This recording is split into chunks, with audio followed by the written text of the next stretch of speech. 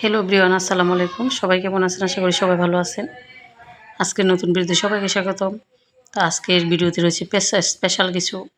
তো আমার ছাদ বাগানটা আজকে আপনাদের সাথে শেয়ার করলাম। তো ছাদে ছিল ওটা কামরাঙ্গা মরিচের চারা, আরেকটা ছিল এটা হচ্ছে দেশি মরিচ যেটা বলে ওইটা বাইন মরিচ। তো এই মরিচ গাছও মাশাআল্লাহ অনেক মরিচ হয়েছে, কামরাঙ্গা মরিচ গাছও অনেক মরিচ হয়েছে। তো ধাপে ধাপে মরিচগুলো উঠাচ্ছি। আর ছোট একটা পেয়ারার চারা কিনে আনছিলাম। তো ভাগ্যক্রমে পেয়ারা চারাটাও কীরকম জানি হয়ে যাইতেছে, বলতে পারতেছি না। এদিকে দেখেন, এই যে মরিচের চারাটা, এটা হচ্ছে কালো মরিচ। আর এই মরিচের ঝাল একেবারে কামরাঙ্গা মরিচের চাইতেও বেশি। তো এখানে সবগুলো মরিচই আমার খুব প্রিয়, খুব ফেভারেট। আর কামরাঙ্গা মরিচ হলে আমার অন্য কিছু লাগে না।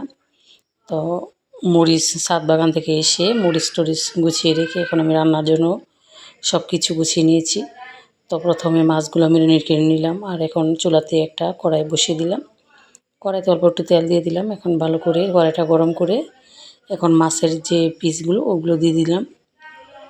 তো ধাপে ধাপে মাছগুলো আমি ভেজে নেব, কেননা মাছ ভাজিটা করে তারপর অন্যান্য রান্না সব করব।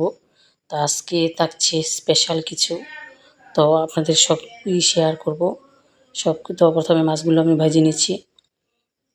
আরেকটা কথা রান্না করতে তো বলি, মানুষের জীবনে সুখ দুঃখ সব মিলিয়ে তার জীবন। দুঃখের সময় কি বলবো, কেউ পাশে থাকে না, সুখের সময় সবাই পাশে থাকে।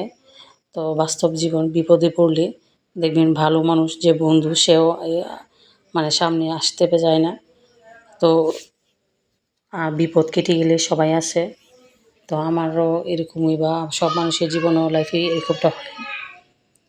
তো এদিকে দেখেন, আজকে রান্নাবান্নায় ছিল পাঙ্গাস মাছ ভাজি, আর এদিকে হচ্ছে হাতে মেখে ডাল রান্না করব।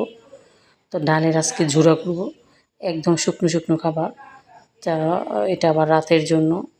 তো ডালগুলো ভালো করে ধুয়ে এখন দিয়ে দিলাম হলুদ, ধনিয়া, জিরা। এখন দিয়ে দিচ্ছি আদা, রসুন, কাঁচামরিচ, পেঁয়াজ, সব কিছু একবারে দিয়ে তারপরে এই যে অল্প একটু তেল দিয়ে দিব। এখন ভালো করে মেখে নিব। তো হাতে ভালো করে কষলায় নিচ্ছি, ভালো করে মেখে নিয়ে এবার যে অল্প একটু পানি দিয়ে চুলাতে বসিয়ে দিব।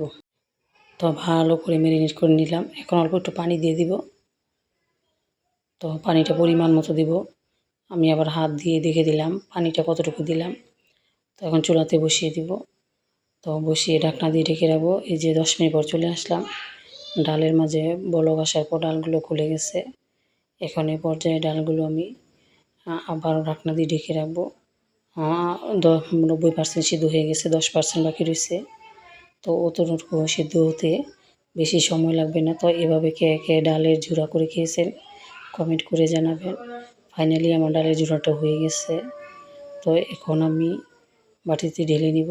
তো দেখেন ডালের ঝুরাটা মাশাআল্লাহ কালারটা খুব সুন্দর। আমি এডিট করার সময় আমার পাশ দিয়ে শিয়াল ডাকতেছে। তো আমাদের বাড়ির পিছনে প্রচুর শিয়াল। তো শিয়ালের কণ্ঠ কীরকম বা শিয়ালের যে একটা অনুভূতি ভয়, এটা আমরা ঘরে বেশি পাই। তো ধন্যবাদ সবাইকে। আসসালামু আলাইকুম।